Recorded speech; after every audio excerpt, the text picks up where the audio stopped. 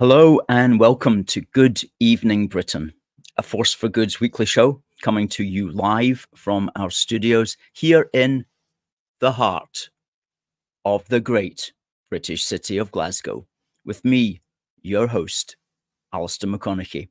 We are broadcasting on all our digital platforms throughout the United Kingdom and across the world. We're bringing you quality pro-UK comment and analysis every Wednesday from 7 until 8 p.m. on Facebook, on YouTube, on X, and on TikTok.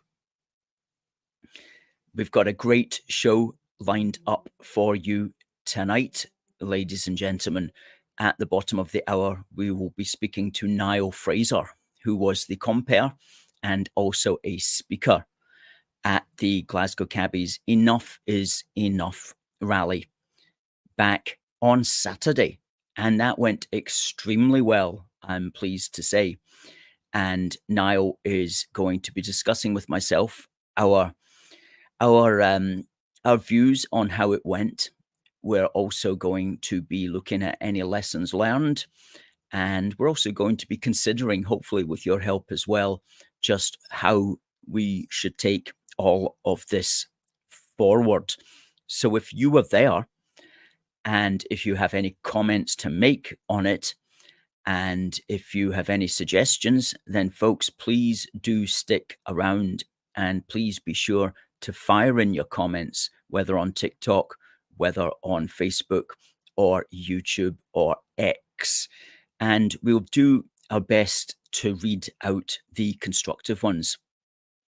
So please do that. We are the show where we're British, we love the United Kingdom, and we work to stay together because we want to stay together, because we know that ultimately all our fates are intertwined with each other in that particular regard. So were you there?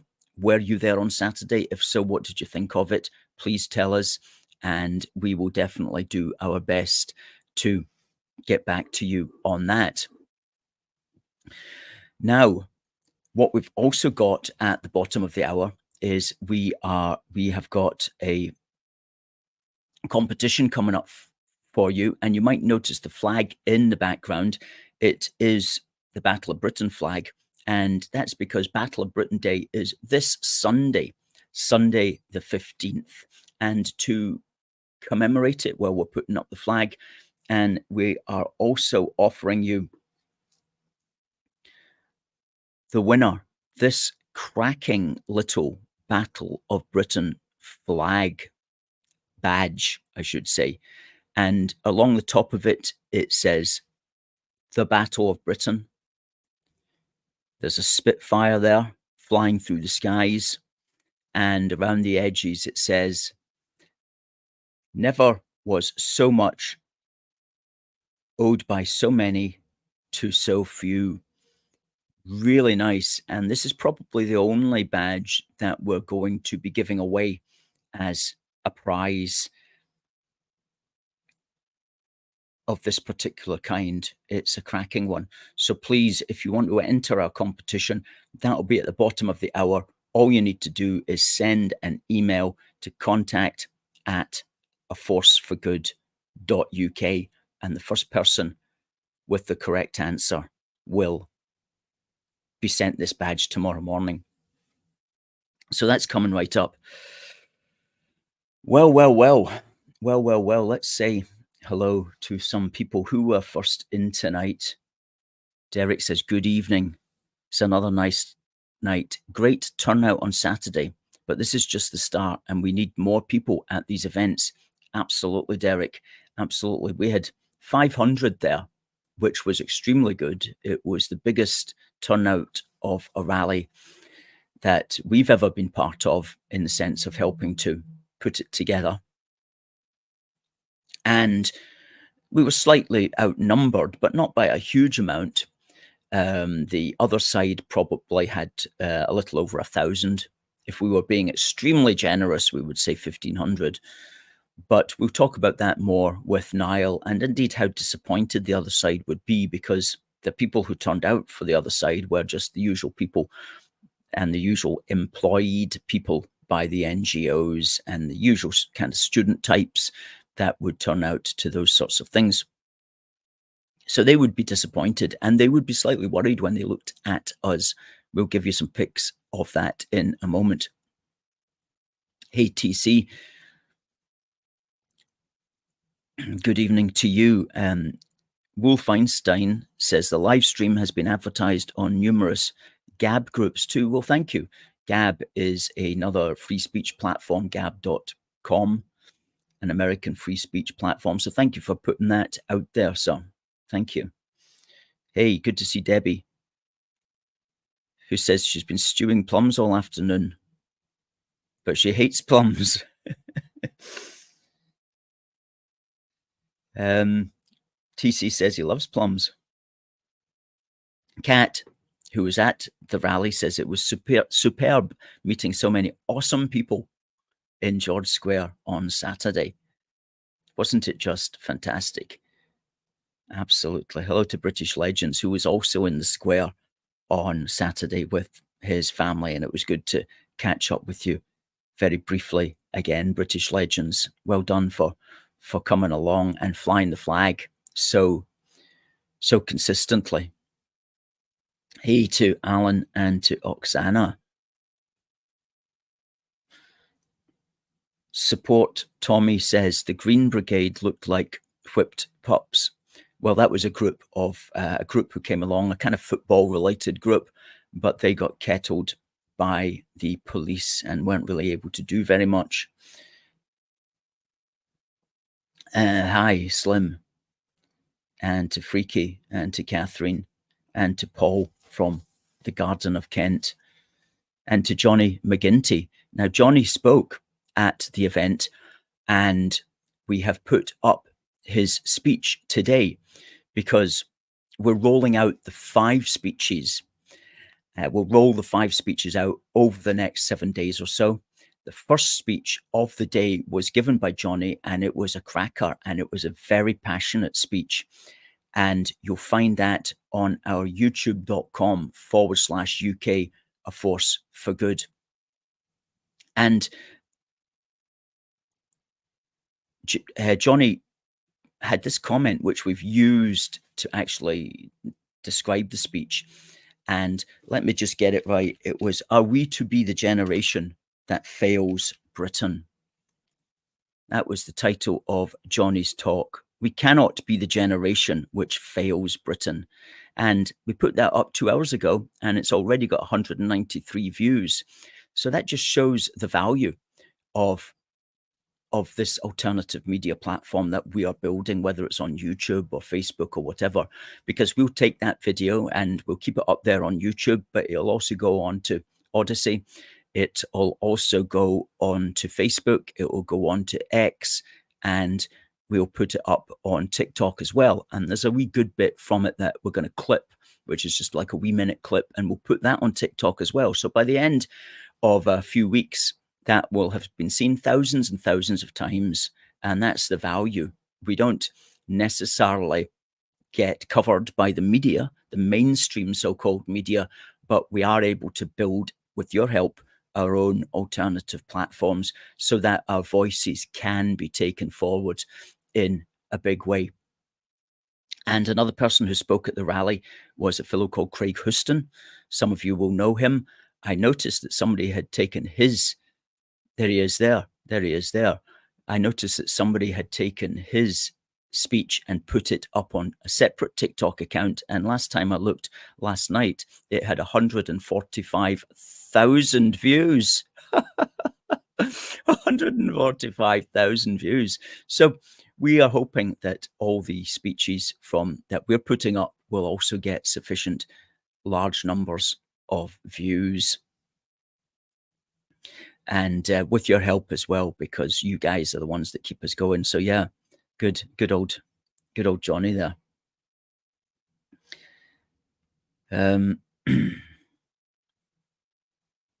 Catherine says it was a fantastic day Saturday. Well done all. Somebody else called Alistair says, it was great to see you out in Glasgow. Support Tommy says, here is a crazy fact. More sailors lost their lives than airmen during the Battle of Britain. Mark says, it was a class day, even had a shot on the mic. Bring it on. Indeed. Alan says, the mainstream media is very anti-UK. It's bizarre. No other country seems so hell-bent on destroying itself. They never share a positive story and always look for the bad in everything. Don't they just? It does make you wonder. It does make you wonder just what's going on sometimes with these people, because that was one of the pet grievances that we had, was the mainstream media, journalists anyway, none of them came up to us, with the exception of the BBC. And we are told that we were on, a small clip of us was shown on BBC News, presumably in the BBC Scotland News. Don't know what part of it they used, but at least that's something. And we were also interviewed by 2 or 3 other YouTube people, who have their own YouTube accounts. So that's another way of getting the message out. Catherine says, brilliant speeches from all you legends. Jill says, the media called it a Tommy Robinson rally. It's a good point, because apparently all he had done was he had retweeted the Glasgow cabbies' initial notice of the event like 5 weeks ago. And so ever since then, what the media did was they said it was a Tommy Robinson supported rally, because he had retweeted it. And presumably the media thought that that was a way, in their view, to scare people away. But I don't think that they were particularly successful in that. As I say, we had 500 people there. And any day, in any case, who cares if he's Tommy Robinson or anybody else supported it? We, for our part, we're only happy that people are making an effort to share it around as far and wide as possible. But the media do like to try to hype up things in a way that's intended to scare people away, or some people maybe away, but it also just brings people in. So it doesn't really matter either way at the end of the day. But certainly that's one of the little things that the media does, just like they always want to call you nasty smear words at the same time. Let's see if we've got anything on TikTok which can possibly be read out that's added value. Ebony says, are you Irish? No, I'm not. But I am Scottish and British. Somebody says, Peter Capaldi is looking rough. It's funny you should say that. It's not the first time I've actually been mistaken for Peter Capaldi for some strange reason. Trying to find anything that's... How was Glasgow, says Ardna Murchan. Well, somebody says, what's that there? Big shout out to TFF, who says, Castle Douglas lad here. Hey, my old stomping ground when I was a young teenager. Now, Boswell says, how were the police at the event? It looked like they did not a bad job. Yes, they did a very good job as far as keeping the two sides from each other is concerned. And I think I mentioned that on somebody's show. Oh, was it? In fact, it was this show last week, was it? No, it was the Niall Fraser show. Last Friday, I think it was. Niall was going to be on with us at 7:30. And I said, the police are going to do a very good job. They always do a good job. They're well practiced at policing George Square in particular, and they did not let anybody down. They police fairly consistently. I was watching a video this afternoon on YouTube of how the police cleared the square after we had left, because there was still people hanging around from both sides. And the police have to really disperse them off the square. The police can't just walk away. So it was interesting to see how they dispersed the people as well. They basically lined up in a straight line in the middle of the square and then just like literally just pushed everybody from one side off and told them to go in those directions. And then they did the same largely with the other side as well. That was after we had left. That was probably about 45 minutes after we left, because the whole event lasted. Well, we started at 1:15, and AFFG left the square at 3:30. No, sorry, 2:30. Thereabouts. I think that if my watch is correct, it might have been 3:30, but I think it was 2:30 that we left the square. Anybody that can help me with that, please tell me.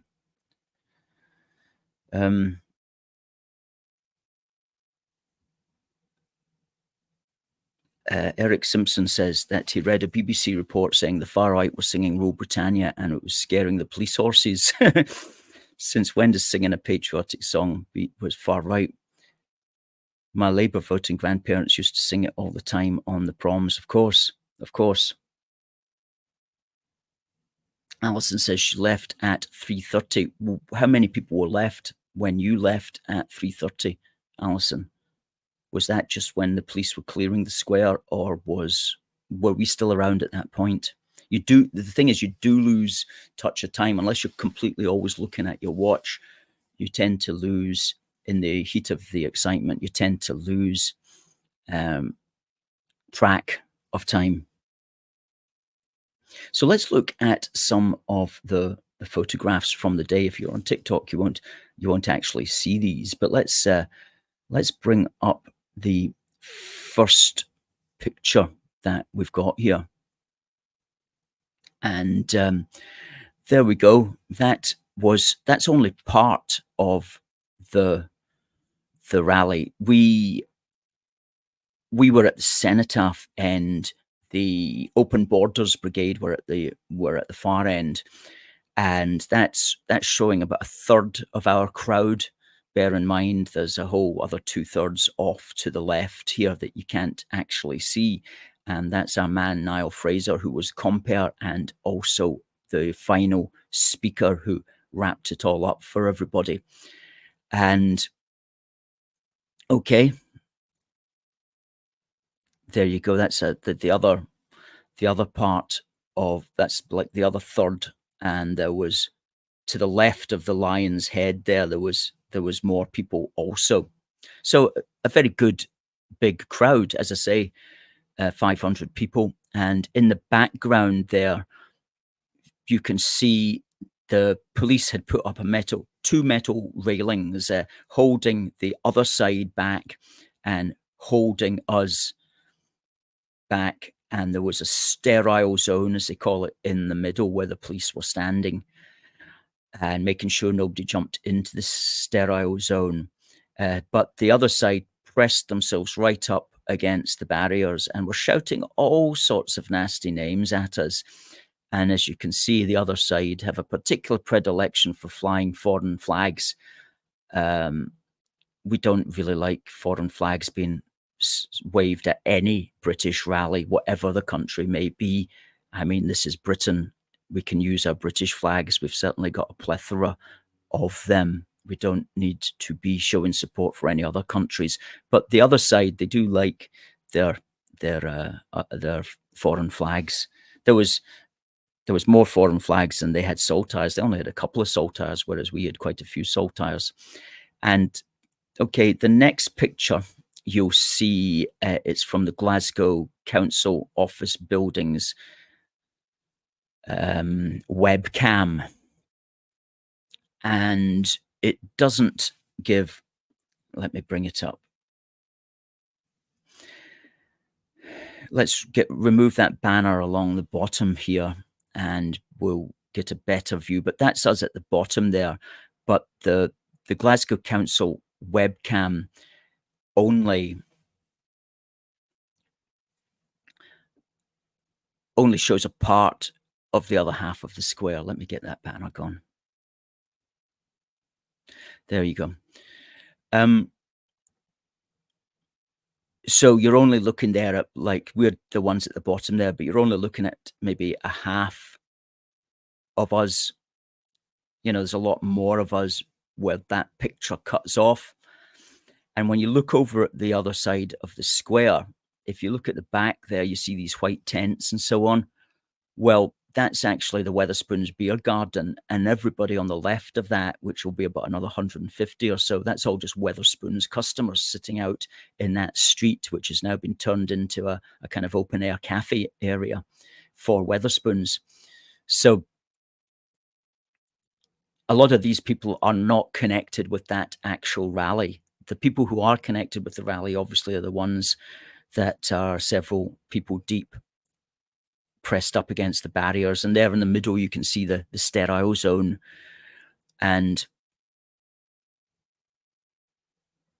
quite a few of the people on the grassy verges on the sides as well are just like will be passers-by and people who are wondering what's going on here. But the main bulk of that demo is like right pressed up against the fence. Okay.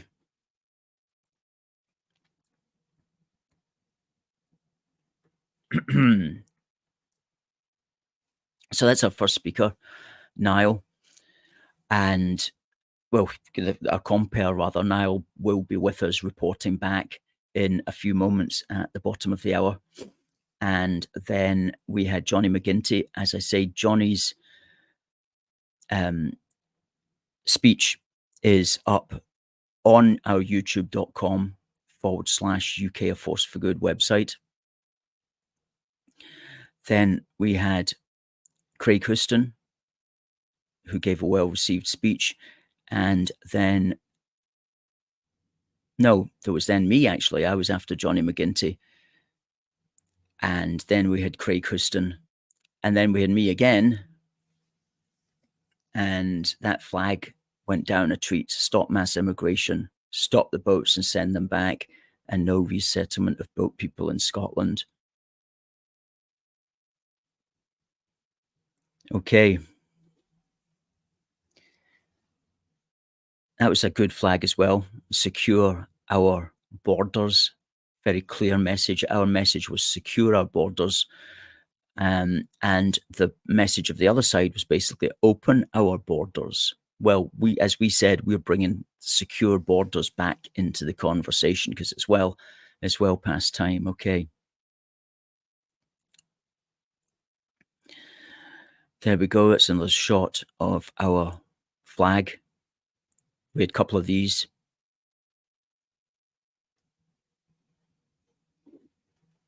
There's that fantastic Secure Our Borders flag in full effect. We had flags of all home nations, as you can see there in the background. This was also a really good flag, one of ours, a saltire with the British arms of the royal family. That's the arms of the British royal family as flown in Scotland, with the Scottish unicorn and the English lion imprinted there over the saltire. Very, very good picture that, with, of course, the cenotaph in the background leading a certain substance and seriousness to that photograph. There's the legend who is Max Dunbar with his classic Asylum Frauds Out banner, which got a lot of good comments, as well as a lot of shouting from the other side.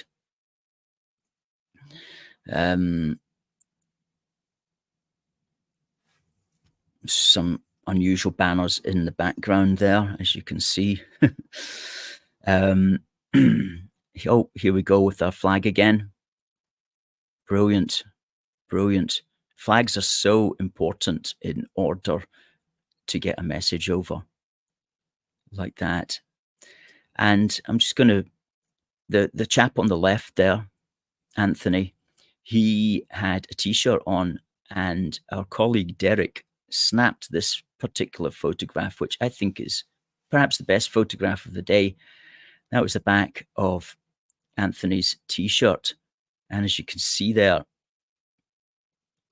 enough is the message, with the poppies of the cenotaph slightly artistically out of focus in the background. And that such a meaningful photograph, that I really, really like it. Good. Well, I'm going to read out a comment here as well from one of that we noticed on Twitter, which I think sums up the day very well. And it was from British Megan on Twitter, who says, "Well done to all who turned up in George Square on Saturday for the Enough is Enough rally. Fantastic speakers and a great turnout, despite the hateful demonisation from the Scottish media. And despite the counter-protesters being backed by government money and paying people to attend, and despite the feeble attempts to orchestrate trouble and the many threats from faceless trolls in the lead up, despite all that, things still went very well, and I'm so proud of everyone that was there. They tried to silence us, threaten us into silence, and label us, but the smears don't stop us. It's not far right to call on the government to do something about the mass, undocumented, illegal migration that's happening in the Channel. These aren't asylum seekers arriving on the boats. We're being invaded, and human traffickers are making a fortune, and people are dying, and it's costing us a fortune. We're spending £8 million every day just on the hotels for them. There's no deterrent, and they're getting rich off this scam. The government needs to do the first thing it's there to do, which is protect the people of the UK and deport any criminals already here and stop the boats." Absolutely well said. Absolutely well said. And that sums it up. That sums up the message of the day extremely, extremely well. Now, it was mentioned there, the government's first duty. Well, I did speak about that. Oh, because Niall has already bounced into the I don't know how I bounced in there, Alistair. How's that happened? Let's not dwell on that. Oh, just be happy that you bounced in the right direction anyway, and landed up in our studio. Which I'm pleased to say. Now, if you're watching on TikTok, you won't actually see our interview with Niall. What I'm going to do, Niall, is I'm just going to ask a quick question for this badge. We haven't had time to do our On This Day in British History, so I'm going to have to change the question. That it would have been about On This Day in British History, but the question is for this little badge here. Send your answers, please, to contact@aforceforgood.uk. And the question is, Sunday is the 15th, and what battle does the 15th of September officially represent? Send your answers to contact. Let me bring up the banner. Contact@aforceforgood. There we go. Send your answers, folks, to contact@aforceforgood.uk. What day does Sunday, what battle does the 15th of September coming officially represent? Good. Well, Niall, I gave you a little bit of an introduction there when we spoke. You were the compere of the event, and you were also a speaker at the event, and you were extremely busy on the day. And so when you got back at night, you must have thought, goodness me, that was a very exciting day. You've had a few days to think about it. What are your initial thoughts on how it went? Upon reflection, I think there was a couple surreal events that happened that day that I didn't think would be that would have happened. But on reflection, I think it's been a tremendous success. It's ended up. If I could show this one picture again, So while I'm speaking, I'll just show this picture again. Uh-huh. And I think overall, no fights broke out, no scuffles broke out. It was generally well contained. I thought the police done a fantastic job at one, setting up the square, and two, actually policing the square. It was the first political sort of rally, political event, protest that I thought would could potentially result in violence, actually, Alistair. It's the very first one that I thought could result in violence. And that was just careening through my mind, all the days prior to it, all the lead up to it, especially given the whole the media portrayal the event had, which was just diabolical, Alistair. You were a victim of it as well, as were the other speakers. The whole event was condemned before it even begun, and yeah, we still managed to make a success of it, Alistair. So this is the thing. It's it feels like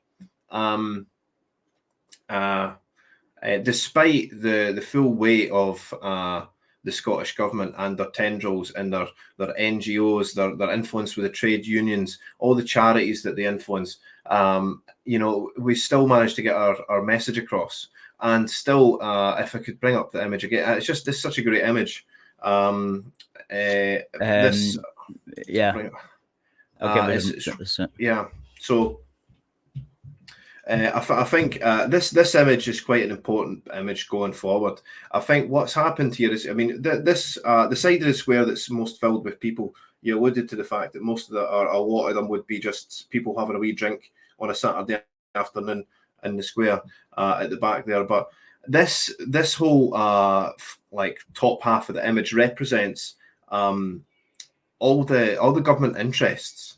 All the NGOs, all their the political tendrils and all their charities, all their the trade unions, and the other half represent hardworking people who just want an end to this the madness that is illegal and mass immigration, and really to have an event like this portrayed as a hate rally. Even Susan Aitken going so far as to describe it as race hate ideology. I thought was just it's a step too far in the other direction, Alistair. It's a huge step too far in the other direction to describe it as race hate ideology. It's absolutely bonkers. And to have a politician, a mainstream politician in Glasgow, leader of Glasgow City Council, I think, or maybe she's just changed her position. But Susan Aitken is definitely a prominent voice in Glasgow, and for her to just unilaterally condemn all the attendees, all the speakers as ideology of hatred and race hatred is just beyond the pale. And if you think about just Hamza Yousaf's famous hate crime bill that made it through the Parliament, you would think, one would expect that this qualifies as stirring up hatred, Alistair. One would expect, because, I mean, surely your political beliefs, your political are, a protected characteristic, or you'd think that having a view that mass immigration is terrible for any country, that is somehow connected to racial hatred, race hate ideology. It's simply beyond the pale, Alistair. I'm not willing to accept that. So I think there should be potential for litigation against Susan Aitken, the way that she's portrayed the entire event and all the attendees. I think it is a step too far. I think it's like I said before, it surely meets the qualifier of stirring up hatred against a group of people, Alistair. Well, it's a very good point that you make, and there's been a little bit of discussion about this. I won't get into it at the moment among the Scottish political class and especially the journalist class about the extent to which they can actually and should actually make gross generalizations about groups of people. especially around these so-called far-right slurs. And that's maybe something that I'll look into and try to develop, explain a little bit more at another time. But it's certainly not right to, when you're faced with 500 people like that in a square, all of whom is basically just working class people from Glasgow, and well, I don't know, I suppose accuse is the correct word, to accuse them of extreme views in that way, or to use phrases that everybody knows are intended to demonize, is really not acceptable behavior among especially not among politicians who should know better, and who are meant in their role, whatever their political party may be, who are meant to represent everybody, especially Susan Aitken, who's the head of Glasgow City Council. It's just sheer ignorance from Susan Aitken, but it seems like it's it's purposeful ignorance, Alistair. Yes, I think it's purposeful rather than ignorance. I think she knows what she's doing, and she's trying to scare away.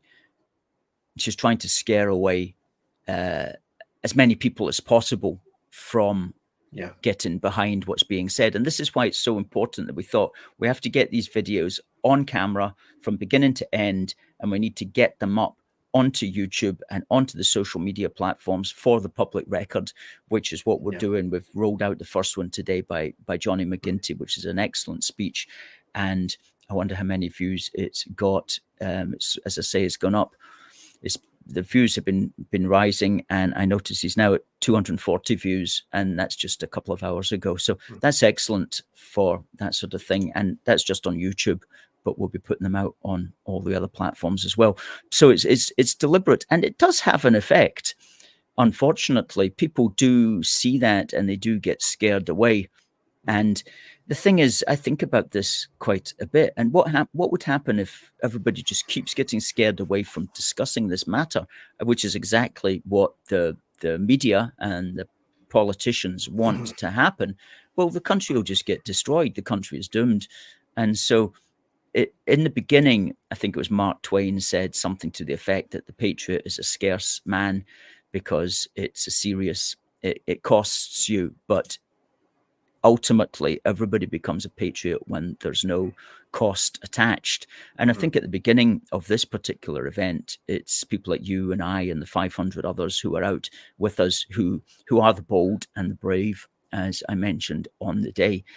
And next time around, there'll be more people who say, you know what, it's I'm going to come along anyway. And I would say this to people who like, well, I'm not that sort of person, and they might not like some of the people who are there. But, well, if you don't, I mean, the way you change that is you make sure there's more people like you who are going to turn up. So you bring along lots and lots of people that you would like to be there. And then when you look around, it'll all be people like that are like you, you know, that the future belongs to those who show up, and it doesn't belong to those who are too timid about it, unfortunately for them. The future belongs to those who show up, and people like you and I and others have been showing up for a long time. It's again, the huge pressure, the huge weight of pressure that was put on myself. I'm sure you did as well. I'm sure Craig Houston faced a lot of pressure as well. And we had other speakers lined up, Alistair, who did in fact bow to the pressure and cancel their appearance. And this is sheerly, just entirely down to the media's portrayal of the event.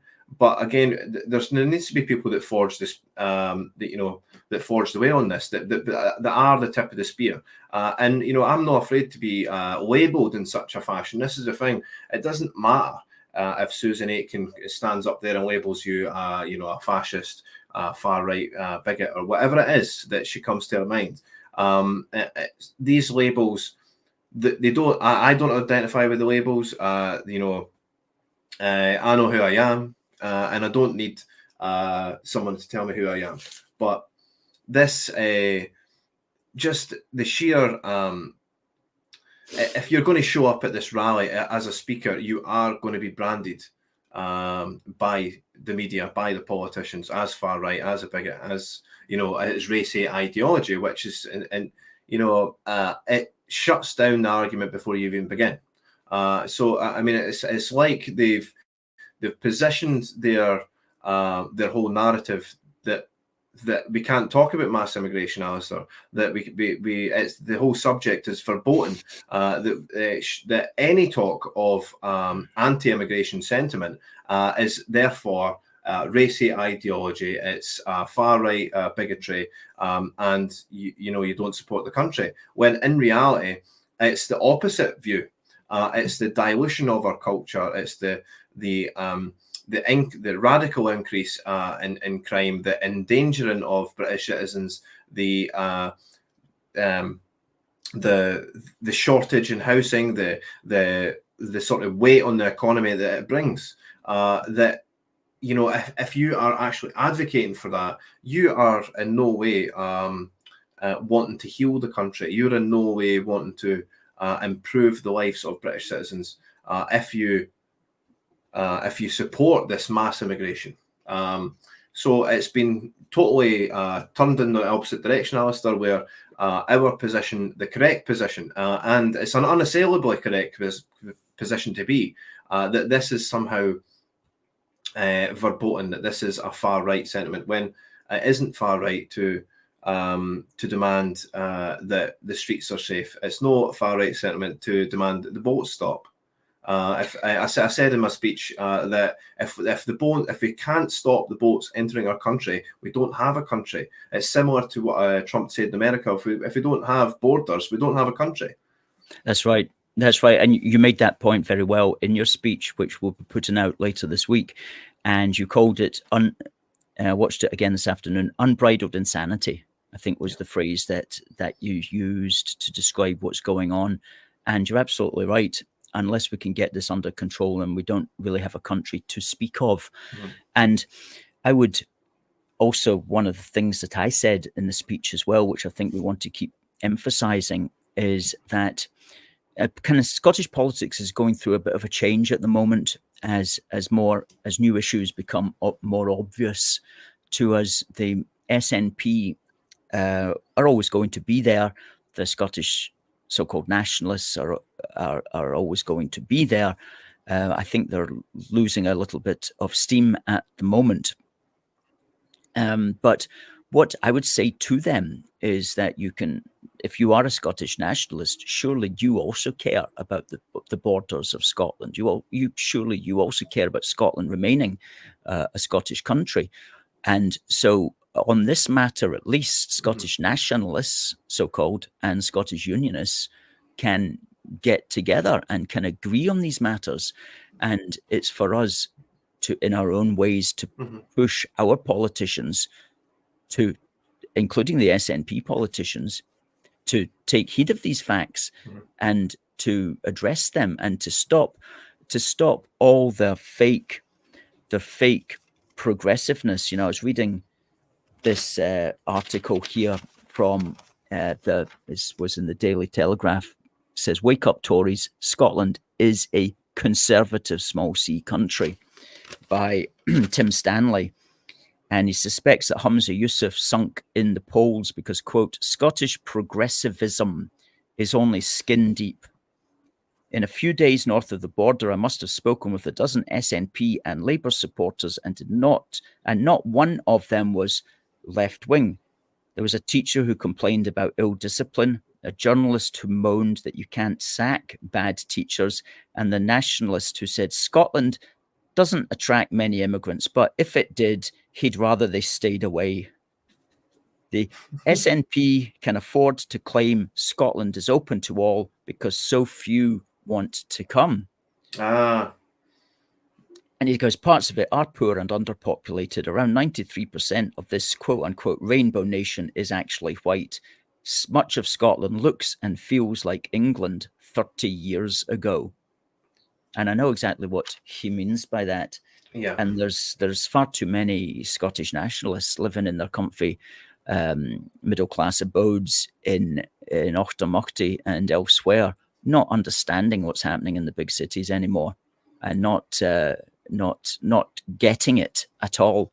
But I think more and more people are waking up, and it's our job to make them wake up. Do you think that we should be taking this message further forward in other ways? So you correctly pointed out that that Saturday, Saturday the 7th, was exactly 20 months to the day. 20 months to the 7th of May 2026. Where we will be due another Scottish election. I mean, and this momentum that we've gathered from this rally, it needs to be taken forward right into the Scottish election. It really, I despise the way that that the politicians in Scotland campaign. It's absolutely horrendous. They'll campaign for 2 months prior to the election, and then they'll down tools. It's because that's the only work that they need to do, Alistair, especially Scottish nationalist politicians. They'll campaign for 2 months prior to the election, and then once they've won, that's them eating shortcake and fancy lunches for the next 5 years. And this is the thing. Whereas we end up getting stuck with substandard, lackluster politicians for 5 years because we are not busy enough, because we sort of down tools as well in amongst this lull in between elections, but we can't allow it to happen like that anymore. So all this time that we've got during elections needs to be used very, very wisely in campaigning. So what we'll be doing is we'll likely put out a wee roadmap of rallies to come. So I suspect that we can get another 4 rallies at bare minimum in amongst this 20 months period. So every 5 months, you should expect another rally along similar nature. But again, we want to, add more to it. I mean, we've got the anti-immigration stance, which is just, I mean, it's almost universal. If you don't already support the anti-immigration message, then you will in time. Just like this article you just read out, Scotland looks like England 30 years ago. Well, look 30 years into the future and see what Scotland's going to look like. If you want to look 30 years in the future, just look at a place like Birmingham or Bradford or any of these places. That's what Scotland will look like in 30 years' time at current rate. And it's just going to get worse and worse and worse. The criminality is going to spiral out of control. We've already got an overburdened prison system here in Scotland, where incredibly we've got judges sentencing people not on the severity of their crimes, Alistair, but they're sentencing people based on the capacity of our prisons at the moment. It's so bad. It's so clogged up that people could be people with severe crimes could end up avoiding a sentence, custodial sentence, just purely because we've not got enough space in the prisons. So yes, we've got a lot of things to look. I was going to say forward to, but we've got a lot of things not to look forward to if we continue the current trends. I would expect our momentum to gather over these 4 or 5 rallies in between now and then, to the point where we're vastly outnumbering the sort of numbers that the counter protest got at the weekend. Yes. And the counter protest, I mean, let's be honest, Alistair, it represents, that is the tendrils of the Scottish government, and they are pushing the Scottish government message. You're talking trade unions, NGOs, charities, activists, all the people that are surreptitiously in the employ of the Scottish government via policy making. It's just similarly to how we've got LGBT of Scotland, who are handed a huge, big, massive portion of public money in order to sort of conduct their activities. And then part of their activities is then again providing sort of policy ideas to the Scottish government in a backwards fashion. So it's like this circular thing where they're paying for the policy that they want to implement. And this is the exact same thing with these NGOs and charities that are pro-immigration. They are paying them guys so that they can promote this pro-immigration message and on behalf of the Scottish Government. Mm-hmm. Yes, that's a good point. These groups they're paid by us, the taxpayers, through the government. The government gives them money, ostensibly for refugees, to help refugees or whatever. But these are activist groups who also have an agenda to promote the asylum system and to promote mass immigration and so on. And so it's all very parasitic.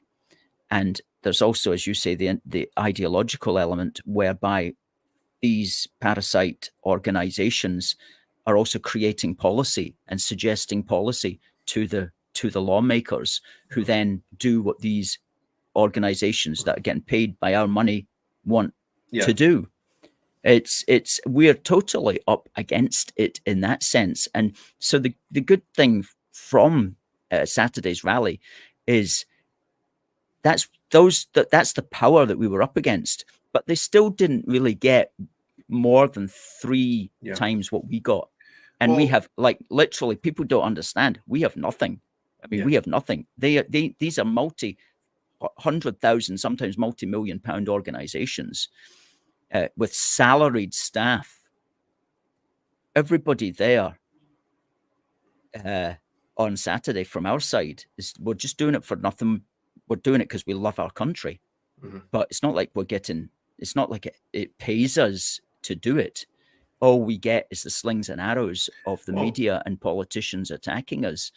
So if we can still get that number on literally nothing, imagine what we could get if we keep working on this. We'll continue to work on nothing, I should say, but they're not going to really rise much further, whereas we've got potentially the ability to grow very much.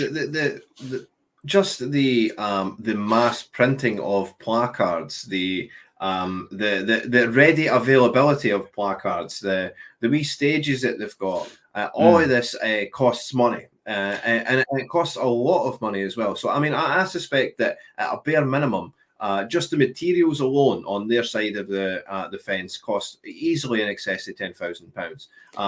And really, what we've got is a speaker and a microphone, Alistair. I mean, we are as bare bones as it's going to get. And you think you wouldn't want it any other way, Alistair? You know what I mean? It's people power and the weight of it's the weight of people's sentiment that carries us onward. And that's all it is. And you can see there are no paid people on our side. We have no funding. You don't get funding for telling the truth, Alistair. That's right. You don't get funding to save the country at all. That's for sure.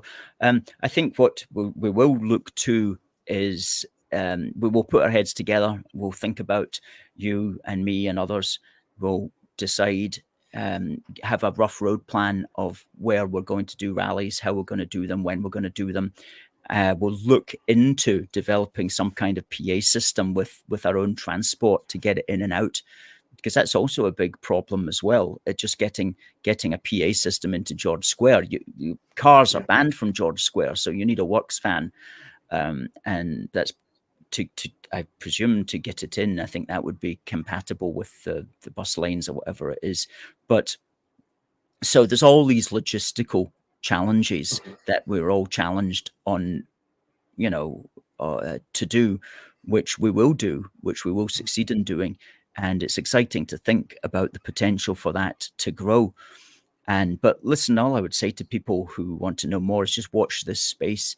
We are known, Niall, you're also known as well for doing things correctly, carefully, professionally, and always successfully. So we're not going to start out on anything half-assed, as they say. We're going to ensure that if we decide to do something, that we do acquire somehow the resources to do it, and we will do it.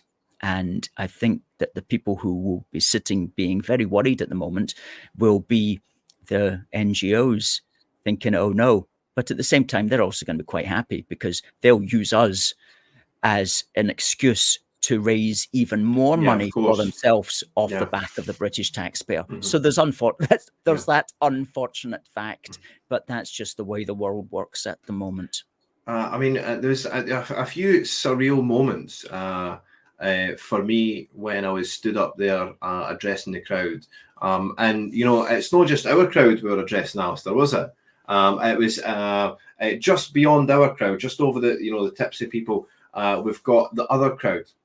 And, you know, they're trying, as much as we're trying to shut us down, Alistair, we were getting across to them as well. Right. And I could see there was a couple surreal moments where I could see in people's faces that were right in the opposite end, our square, that were counter protesting. I could see in their faces that they agreed wholeheartedly with what I was saying. You could just see the connection in the eyes, you know, a few paces, and then you've got the odd person just grinning maniacally at you, and it's this, you know, delight of being in opposition to someone that you know is the right thing. You know, it's this duplicitousness. I see Johnny Mcginty on Facebook. All of you guys, 100%. Let's take it to the next level for the next rally. Absolutely, Johnny. And can I just congratulate you on your speech, my friend? It's not easy jumping up on stage and addressing a big crowd like that, Johnny, but you've done it well. And I hope to see you again in the future, my man. It's one of these things, Alistair. It's just if we didn't do it, I got phone calls. There he is. I was getting phone calls right up to the day before, saying, "Niall, pull out, Niall. There will be ramifications if you do not pull out." And I'm saying, it's at the same time, I'm like, no, somebody has to do it. Somebody has to stand up there and do it. It's not enough to just cry on Twitter, to just moan about it, and just put wee tweets here and there. We have to actually physically get mobile and get on the streets. And it's one of these things that's, I just couldn't believe the level of pressure people were facing in order to pull out of this, Alistair. They really did pull out all the stops, which includes the, you know, other counter protests, the fact that it was advertised even on Clyde One and stuff. You know, turn up to the anti-racism rally. Who can say no to that, Alistair? You know what I mean? Let's say, like, seriously. I mean, who can say, oh, the way that there's racists going to be turning up at George Square? Well, I'm against that. Of course they're going to show up. So even despite all this nonsense, we still managed to get a really successful day. I thought that there was potential flashpoints that happened. The Green Brigade coming up that street was, I don't think it was a mistake at all. I think it was all orchestrated to come up that street. I think if things had gotten out of control then of course, this is what the government want, Alistair. The government want to say, oh, yeah, violence broke out. Of course, violence broke out at the far right rally. Of course, it broke out. Just to sort of, you know, like destroy the message at the end of the day, you know, and it would have destroyed the message, Alistair, if any violence at all had broken out. That would have been the headline. Well, that's right. I'll tell you a funny story, actually. We were asked, you know, the police asked myself and my colleagues who were handling the PA cabinets to, at a certain point, to start to pack up because we wanted the square to be kind of cleared.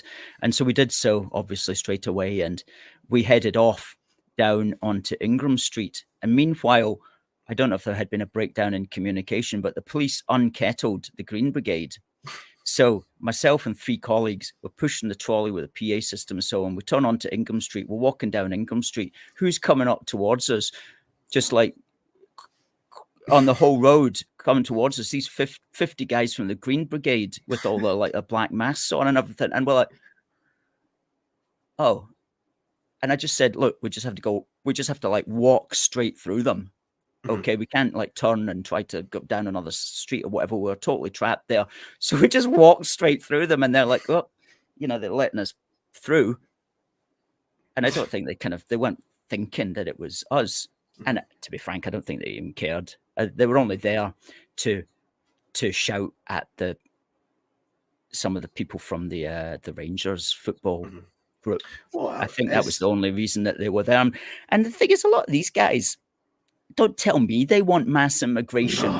I mean, any Irishman from the Republic of Ireland that I've ever met, and I've met an awful lot, I wouldn't say they're exactly progressive on that particular matter. If you know what I'm talking about, say no more. So I don't get why they would side with the extreme left on that. I think it's just because it's a football thing. Well, I think just to point out the absolute parallels between Sinn Féin and the SNP. You would think, just like you mentioned earlier, that a lot of Scottish nationalists, you'd think they'd be anti-immigration, just like Sinn Féin across an island, where they seem to be hemorrhaging members and hemorrhaging support purely because they're in this pro-immigration stance, which makes no sense politically for them. Especially, the island's going through this, demographic tumult, as it were. Scotland is trying to do the exact same thing with the same tactics. So, I mean, the parallels between the SNP and Sinn Féin are undeniable. Yes. Is that just looking at some colleagues, some comments here? Gorilla TV channel says he thinks that if the rally had been labelled an immigration control rally rather than a pro-union rally, it might have hit perhaps more with what his aim was. Good point. I think that what we'll have to consider doing as we go forward with more rallies is getting the label correct. And we need to sit down and think about that. Folks, Gorilla TV channel is a really good alternative news reporter. If you're on YouTube, please check out Gorilla TV channel for some very interesting materials. He was also at the rally and he was videoing it and did a report. And thank you, sir, for that. It's very important to get the messaging right, Alistair. You're absolutely spot on, and it's right that Gorilla TV pointed that out. But at the same time, I'm saying to myself, it doesn't matter what we call it, Alistair. It doesn't matter what we call it, because it's going to be labelled, a Nuremberg rally. It's going to be, it's going to be labelled as fascist and right wing, regardless of what we call it. It really doesn't. That's true. I suppose we want to an extent that we can appeal to the Scottish nationalists and so on. Then something like immigration control rally may be more favourable to their way of thinking. But I'm thinking out loud at the moment. This is something that we want to be talking about before we go public on the things. It's just after the top of the hour. Niall, is there anything else you want to specifically bring up on the matter? Well, I mean, just I think upon reflection, the event in totality, I thought went absolutely fantastic. Again, it's the only event that I've been to that I thought there was a real credible threat of violence, and there had been threats made personally to me prior to even turning up. So the fact that no violence broke out, the fact I have to put my hand up and say that the police done an absolutely incredible job on the day, both by setting up perfectly, and the communication must have been spot on, because they were over in that corner. And I think if the police hadn't acted so swiftly that day, that there could have been a violence broke out. So I have to commend the police and all their activities. And I think it's overall it's been fantastic for us, this event. We've bore witness to the bitterness, to the bigotry, to the sheer desperation of their movement. And I'm thinking of the clip of the woman from Glasgow University. Oh, yeah. I didn't know who this was. I still don't really know her name, but she's a professor at Glasgow University, and she's demanding of the police, well, get the hands out of there. Well, and you're just like, what is this really? What a professor of Glasgow University is saying to the police? Is this really where we are? in 2024 in Scotland, where it's, I think overall the event really did throw up a lot of negative clips for the other side, whereas our side were well contained. We had fantastic speeches, and nobody really stepped out of line, I would say. So I think, it has to be repeated, Alistair. It's that good that it has to be repeated. Yes, it was a very good start, and it went.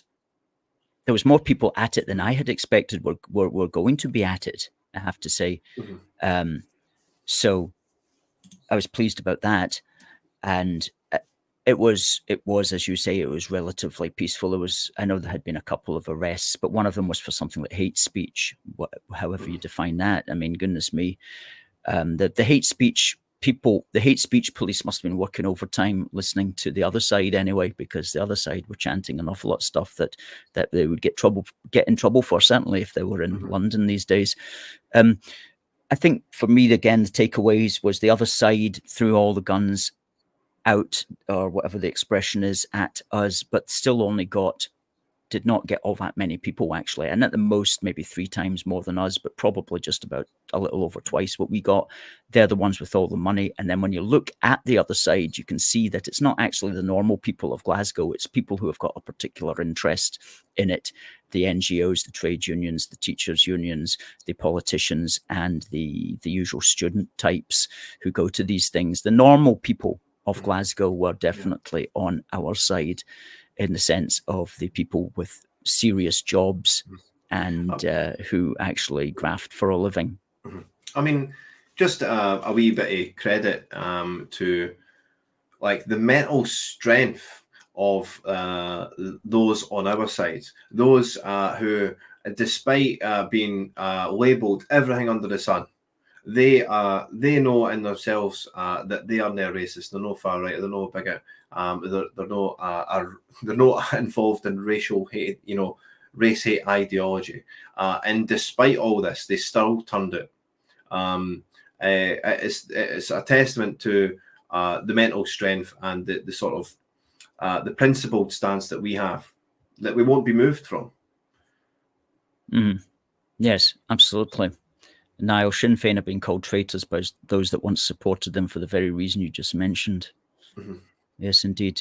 Yes, we've all got our troubles throughout the Western world.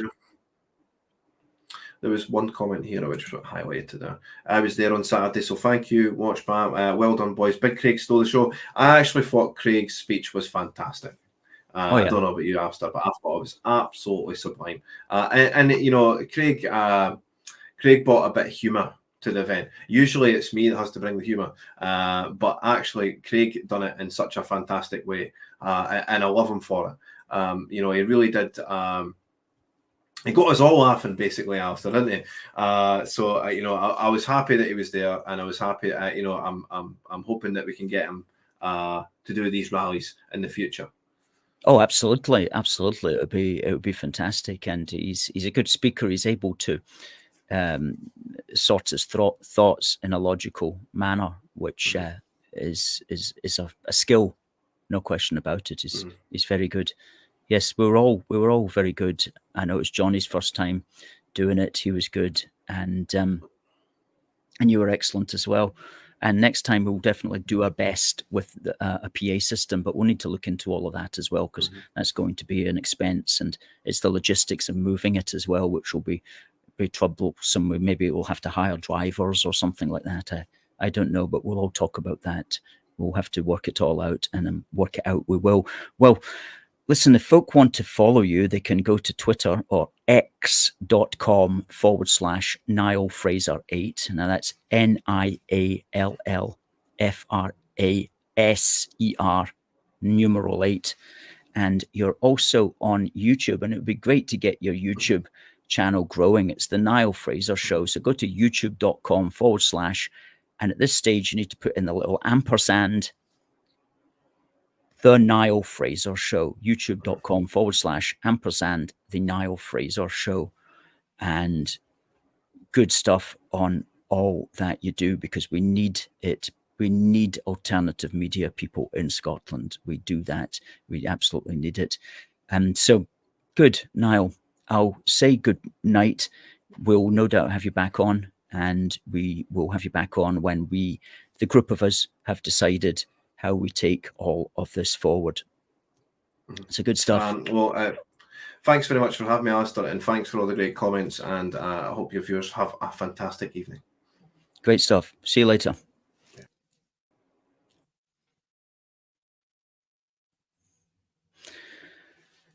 Excellent. Niall Fraser, folks. Now, I wonder if we have a winner for our competition. Let me just see if I can work this out to see if we do, which we do have a winner. Now, let me bring up the name here, and it was for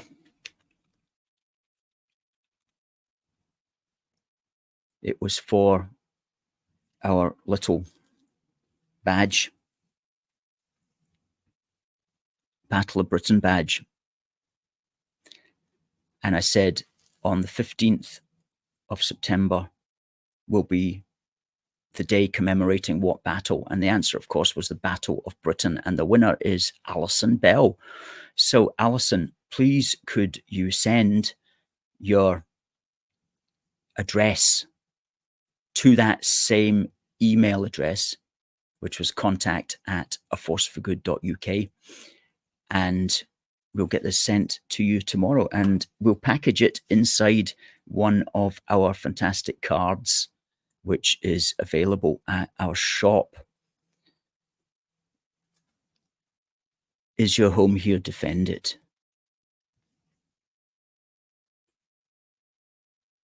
And you can get that at our shop.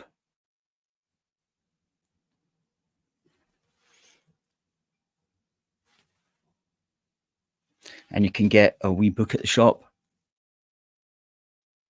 £5. And you can get Scotland Now, which is another book, at the shop. And you can get all our magazines as well.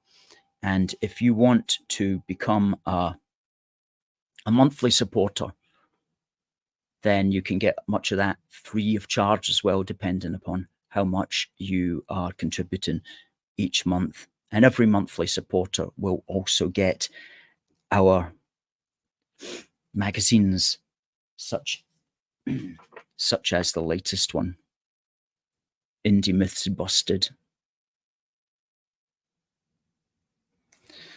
And you'll also get, you won't also get, but if you go to amazon.co.uk and you search for One Big Country, then you will get that also. Let's bring up the One Big Country brand.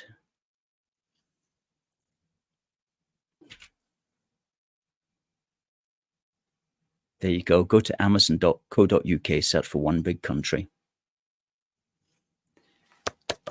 We're working on volume 2 of that 5-volume series, out in time for Christmas. Okay, folks. So we'll be back next Wednesday. In the interim, it just remains for me to say God bless the United Kingdom and God save the King. See you next week.